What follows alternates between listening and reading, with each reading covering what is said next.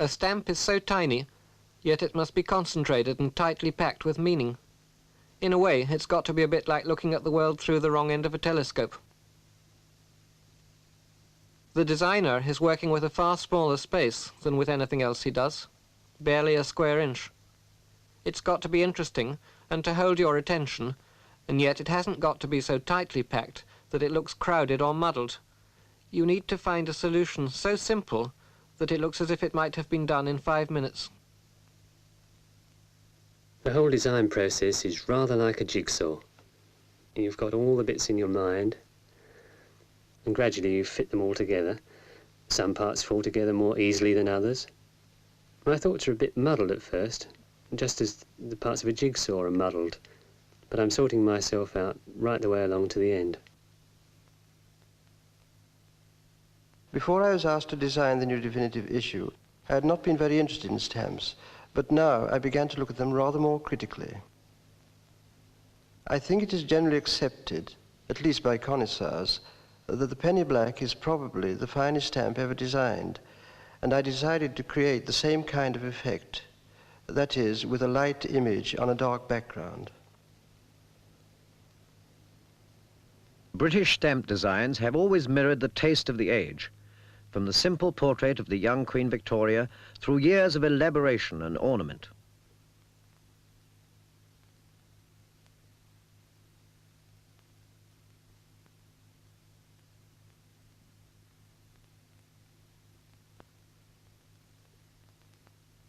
In the 1960s, we returned to the simple designs again. Today, there is a taste for special issues, commemorating a particular event or a place. Designers, however much they differ and disagree with each other's ideas, all work for the same public with the same restrictions imposed by printing processes, though their responses differ. How do you get such accurate spacing, Racky? It's done mathematically. Am I looking at the edge? Yes. Oh, I see you've got that strengthened up now on the motorway. We've improved upon that. Geoffrey Matthews is a graphic designer and thinks readily in terms of mechanical reproduction. When you first start designing stamps, you've got to find out how things work. But later on, this becomes almost second nature. Arnold Machin had never designed a stamp before. He's primarily a sculptor. He was absolutely meticulous, preferring to alter the relief model of the head itself rather than have the photograph retouched. You'll see that the shadow under the chin is just a little bit too dense still. Do you think we might eliminate that by adjusting the lights? Yes, I think we could try bringing this light further round. That hasn't eliminated it completely. I would like to try a more dramatic effect, just while these lights are in position. Well, let's try something else.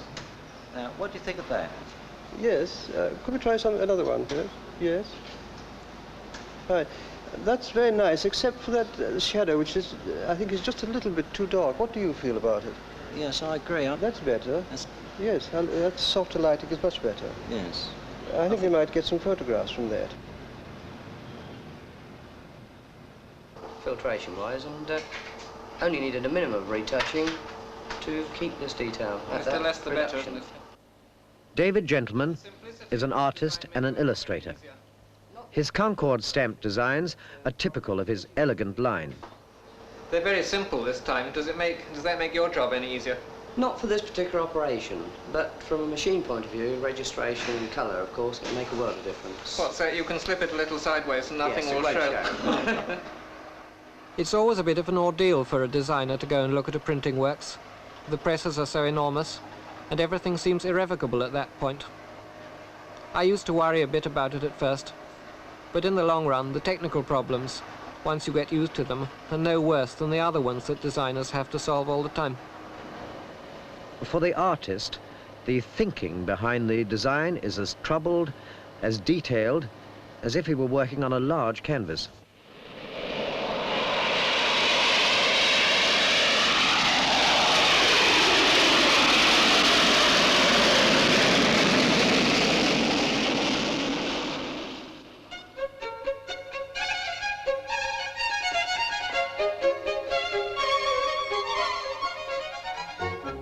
The Concorde stamp is a bit complicated because somehow or other it's got to suggest the cooperation of the two countries. And also, obviously, it must show the plane itself. So, somehow or other, the pictorial and the symbolical ideas have to be combined in the final design. It's a wonderful shape for a designer to work with. Lovely clean lines, long flowing silhouette from nose to tail. And it's good from any angle. Even the engines make good, simple shapes.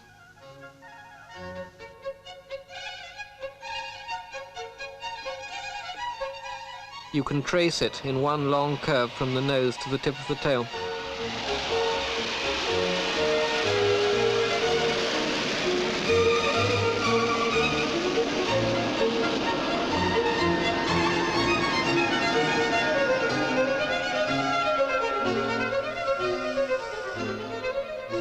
What would be the best technique for showing these shapes? I think perhaps for this purpose I need something to emphasize the very sharp, very clean edge, perhaps darkening a little towards the front to emphasize the leading edge of the wing. It might be treated as pure flat color, or I might let different colors play around it, vibrating and shifting.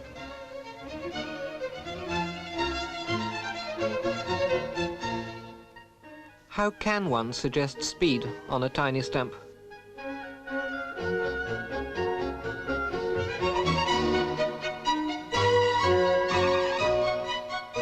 There are so many ways I could tackle this. It might be made to look very tiny and distant. Or I might use the heavy, rather threatening, shark-like shape which hangs over you as it comes into land. I think I'll use the sharp supersonic nose coming in from one side and lay that over the massive towering tail. This could symbolize the two countries building it.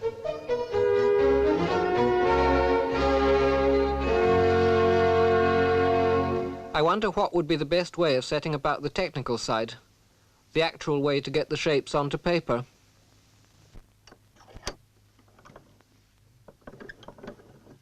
For the Battle of Hastings stamps, I engraved the Bayer tapestry designs on wood, made prints from them, and then added flat colours to the prints one by one.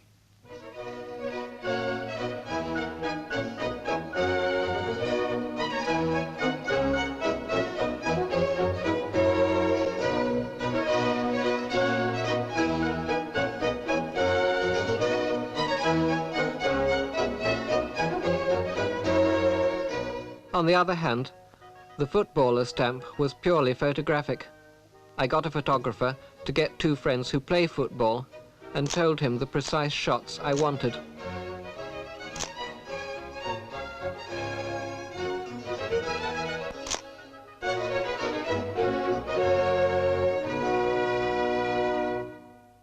The really vital things with the Concorde are these long curving lines. I need something with great clarity for them. I think not a pencil, it's too fuzzy, too inaccurate, a bit of a blunt instrument. Instead, I'll use a surgeon's knife.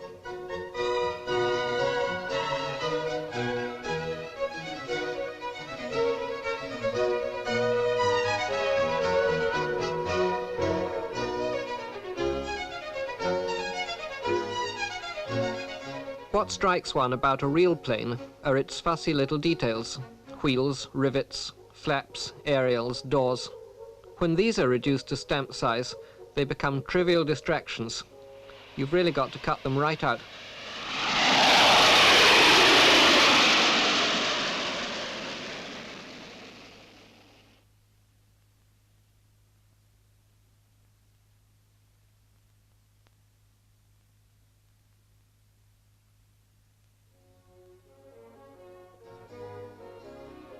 The belief that a diminutive design, such as a stamp, does not require detail, I think is very much mistaken.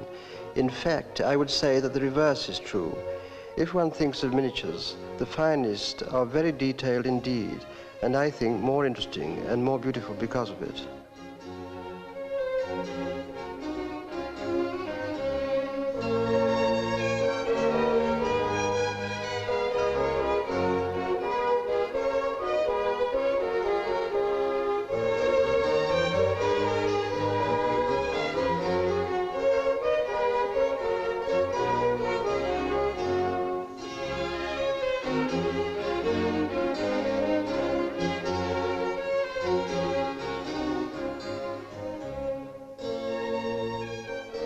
I decided to create a new design from a relief portrait.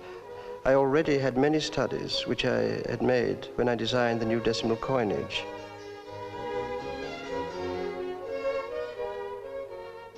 When I first began to design for the stamp, I tended to use rather elaborate frames surrounding the portrait, but gradually, by eliminating and eliminating, reached very much simpler statements.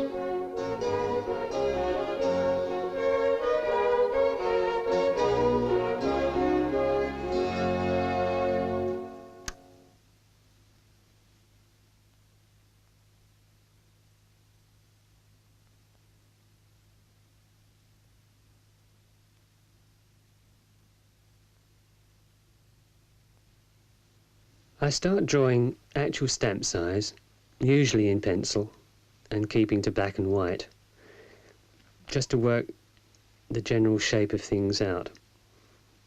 I tease the thing around and try different viewpoints.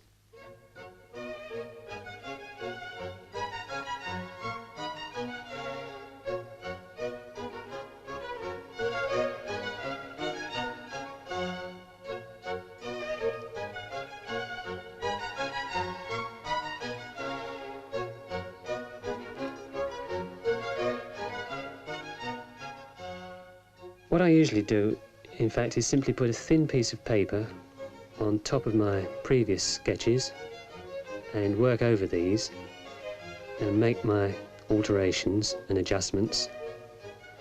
I'm still working at actual stamp size.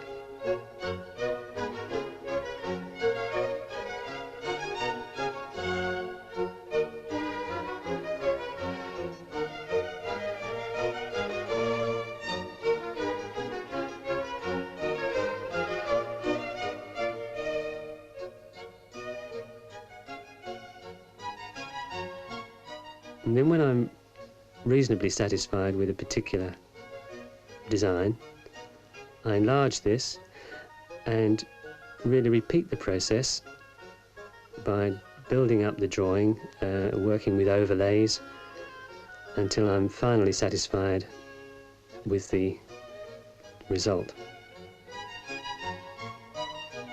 I'm constantly checking the reducibility, if that's a word, of the design to see how it will reduce to stamp size. I like to stylize my designs, although I hope they're still recognizably pictures of bridges, because I'm really a designer rather than a painter or illustrator.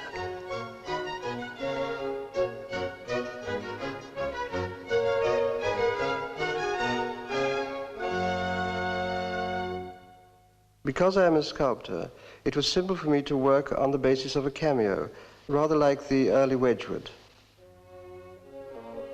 The model was first made in clay, then it was molded in plaster, and this process makes it possible to refine the details by engraving into the mold before the final cast is taken.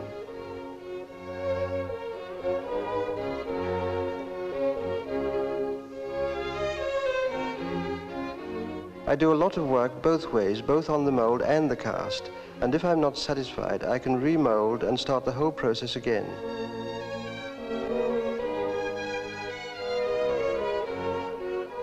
It's interesting that my first heads were based on designs I'd done for the coinage, and the penny black was based on an engraving done in 1837 from the Wyan medal.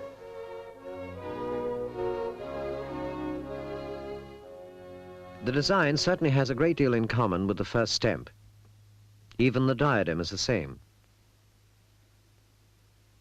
Designer and printer have always worked closely together.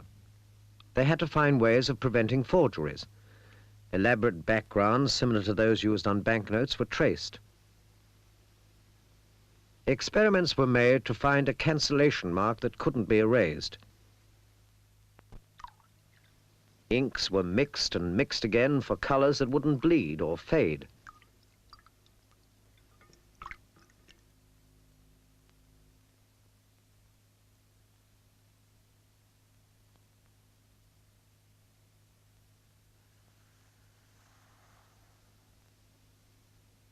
Artists and designers were asked to submit new designs.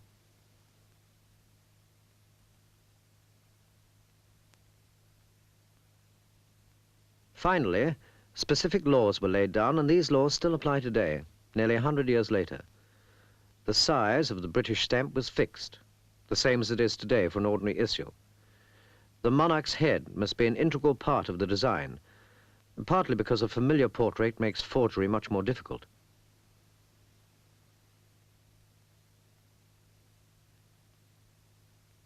The value of the stamp must be shown by number and by color. For each value, a different color, and color that could be recognized by gaslight then and by fluorescent light today. Color is the modern printer's greatest triumph. Only recently has it been possible to print with absolute precision so many different colors in such tiny detail on this minute scale. With this particular stamp, I'm anxious to preserve the relief effect that we have in the photograph. And I think to do this, the somber colors would be the most satisfactory ones. Something like this, in this range, or in that. We had endless discussions about color. The guiding principle was to find colors that wouldn't minimize the relief effect and blur the details. Color without form, which seems to intrigue many people these days, in itself has no meaning for me. Patches of color, areas of color, all this I find extremely boring and elementary. Colors can be rich and give a sense of brightness without being garish. I've tried to make the simplicity and the clarity of the flat colors themselves a virtue. The Concorde has a good clear shape, perhaps a little stark on its own. If I add color to give decorative qualities, or to suggest power or drama, you begin to see new interest and new excitement.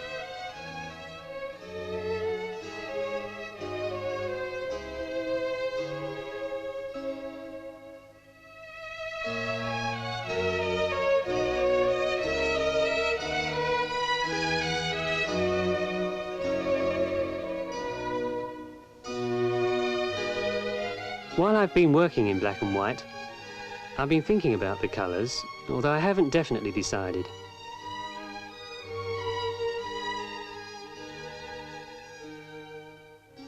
In this particular case, I want to get something of the spirit of each of the ages of these bridges into the colour scheme. For example, the primitive clapper bridge. Pale pastel-y colours, well, perhaps sombre heathery mauves, thundery skies.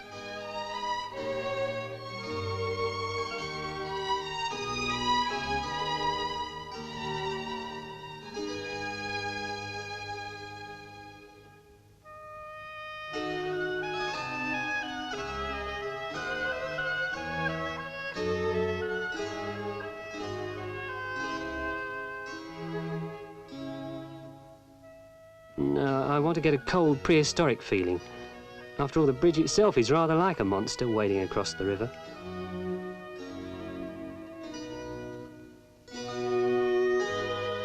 Yes, when you think of it, all these bridges have to have wet, watery backgrounds. So why not use a bridge that doesn't go over water, a viaduct, a motorway viaduct? That'd be quite an escape from the river. Then I could afford to be a little more contemporary in colour, and sort of get a graduation of mood through the ages.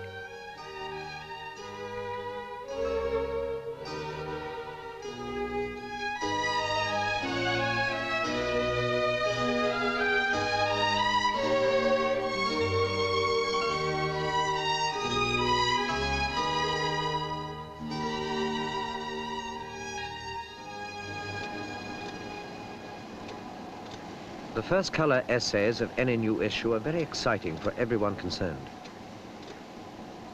For the definitive issue, the first trials were made without lettering or frames, and it looked so marvellous, just the head with the background, that the GPO agreed to leave out the words postage and revenue.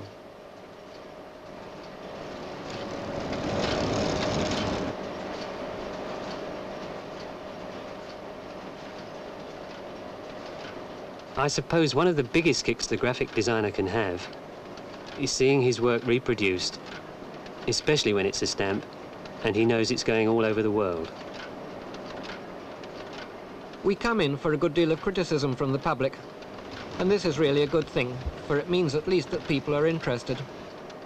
Stamps have appealed for ages to schoolboys and to a few serious collectors, but now, at last, the ordinary man and woman who buys them just to stick on envelopes is really beginning to look at them.